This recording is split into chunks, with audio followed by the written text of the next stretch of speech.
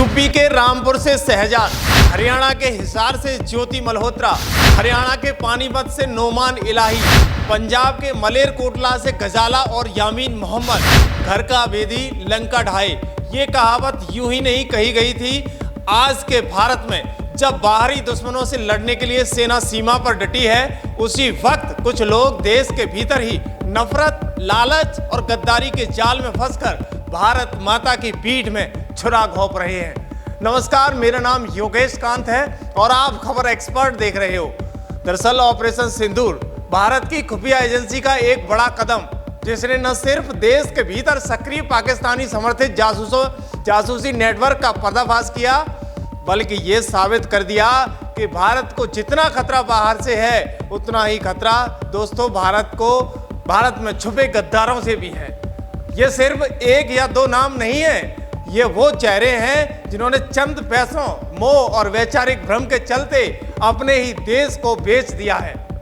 हम रामपुर से लेकर मलेरकोटला और पानीपत से लेकर हिसार तक एक एक साजिश का ऐसा जाल बिछा है, जिसने भारत के अंदर रहने वाले लोगों पर ही सवाल खड़े कर दिए हैं, जिसे ऑपरेशन सिंदूर ने बेनकाब कर दिया है। दरअसल हम बात कर रहे हैं जनरल बिपिन रावत की एक कहावत और चेतावनी आज तक याद आती है।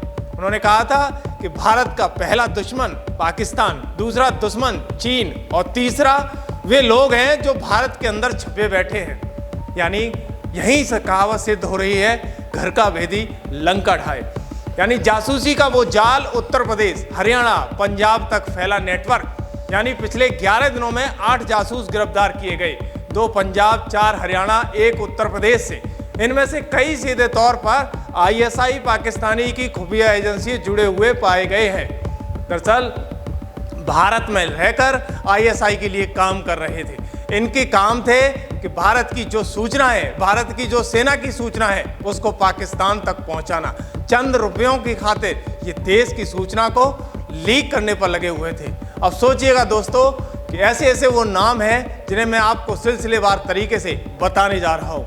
ऐसे वो 8 लोग जिन्होंने पाकिस्तान तक हमारे भारत की एक एक सूचना को पहुंचाने में हेल्प की है। यानी सूत्रों से मिली जानकारी में बहुत सारे सबूत यानी एनआईए और तमाम सारी टीम को मिले हैं।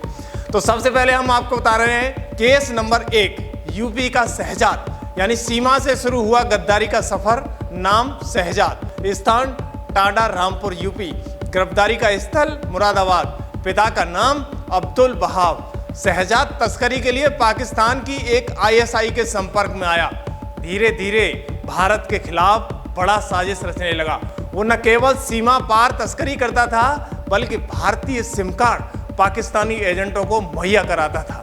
उसने एटीएस की जांच में सामने आया है कि उसने पैसे और नेटवर्किंग के जरिए कई सारे भारतीय युवाओं को आईएसआई से जोड़कर भारत के खिलाफ खड़ा कर दिया। एक बड़ा नेटवर्क तैयार किया।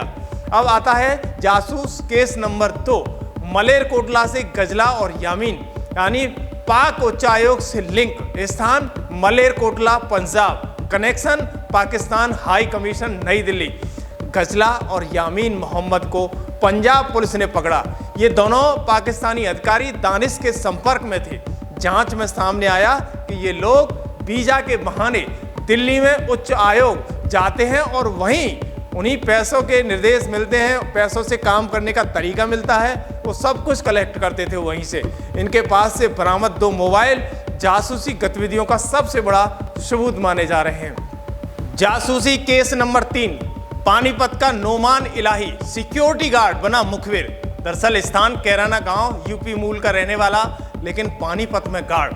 गिरफ्तार 14 मई 2025। सामान्य सिक्योरिटी गार्ड की नौकरी करने वाला एक नोमान पाकिस्तान के एजेंट के संपर्क में था और देश की संवेदनशीलता और सूचनाएं साझा करता था। उसके इलेक्ट्रॉनिक डिवाइसेस सीज कर लिए गए। जासूसी केस नंबर 4, कैथल का देवेंद्र सिंह। करतारपुर यात्रा बनी साजिश का सबसे बड़ा जरिया। स्थान मस्तगढ़ गांव, कैथल, हरियाणा। देवेंद्र एक नौजवान जो धार्मिक यात्रा के बहाने पाकिस्तान गया था, वहीं से आईएसआई के संपर्क में आ गया।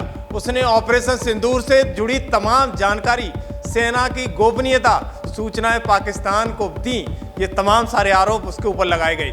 पूछताछ में उसने कई सारे चौंकाने वाले खुलासे सेना के सामने किए।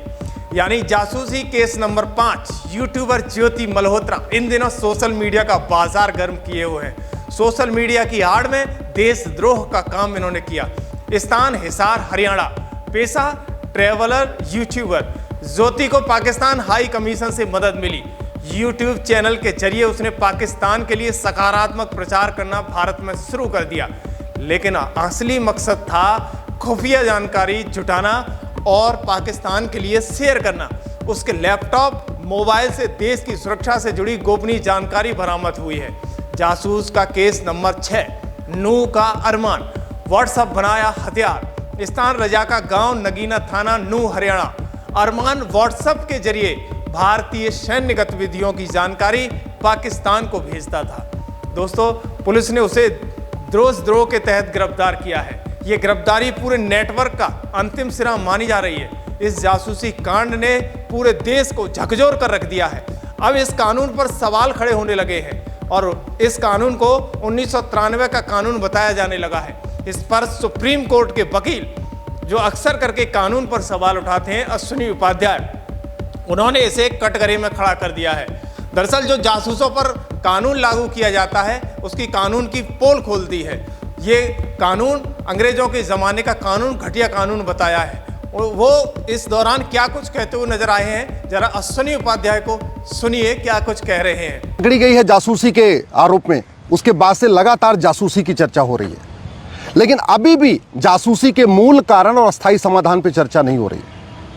कभी ये कोई पूछ ही नहीं रहा है कि जितनी जासूसी भारत में है इतनी चीन, जापान, सिंगापुर में क्यों नहीं है।